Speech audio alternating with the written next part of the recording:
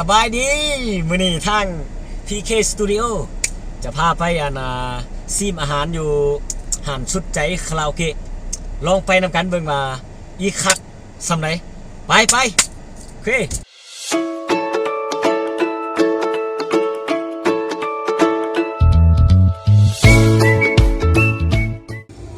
เอามาพบกับห้านสุดใจคาราโอเกะเนาะเดี๋ยวนี้มาฮอดแล้วเนาะ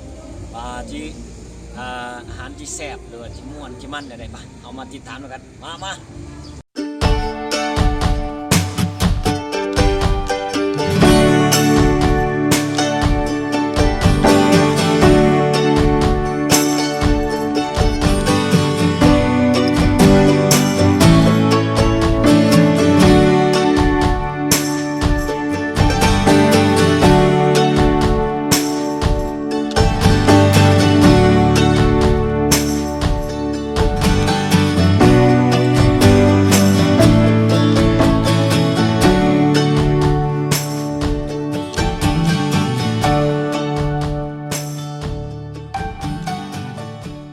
เพราะว่ามื้อนี้ทาง PK Studio เนาะได้มาเยี่ยมยามทางสุดใจคาราโอเกะมื้อนี้ก็ถือว่าเป็นโอกาสดีที่ว่าได้พบกับทางเจ้าของห้านหรือว่าบอสของสุดใจคาราโอเกะเนาะมื้อนี้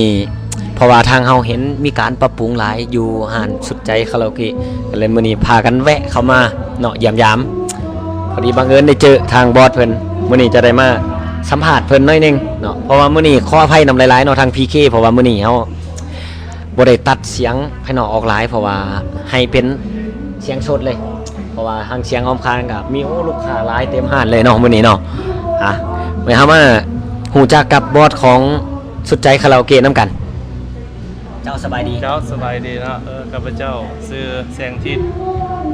เจ้าของห้านสุดใจคาราโอเกะที่หลวงน้ำตาเนาะมื่อนี้ก็มีความยินดีใจเนาะที่รายการ PK Studio มายามเนาะมื้อนี้เนาะทางทีมงาน PK เฮาก็อยากขอสัมภาษณ์ทางบอสสุดใจคาราโอเกะเนาะว่ามีแรงจูงใจแนวใดเนาะที่ว่าสร้างห้านสุดใจคาราโอเกะขึ้นมาแล้วก็มีความเป็นไปเป็นมาแนวใด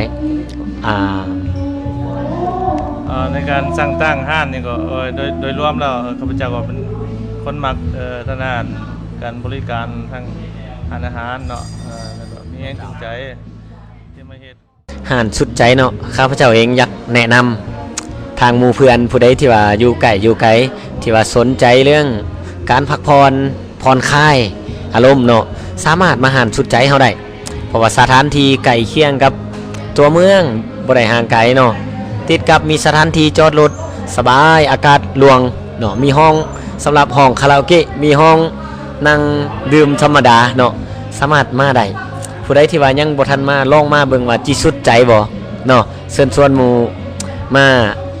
มาให้สุดใจนํกันเนาะแต่ว่าก่อนอื่นจิสุดใจนี่ต้องให้บอสของหานสุดใจเพิ่นเว้าหน่อยนึงเนาะ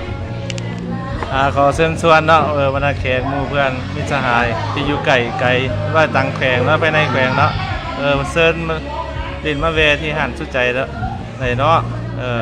จัดงานนั้นต่างๆได้เนาะได้เฮาฮับจัดงานเลี้ยงงานสังสรรค์มันเกิดทั่วไป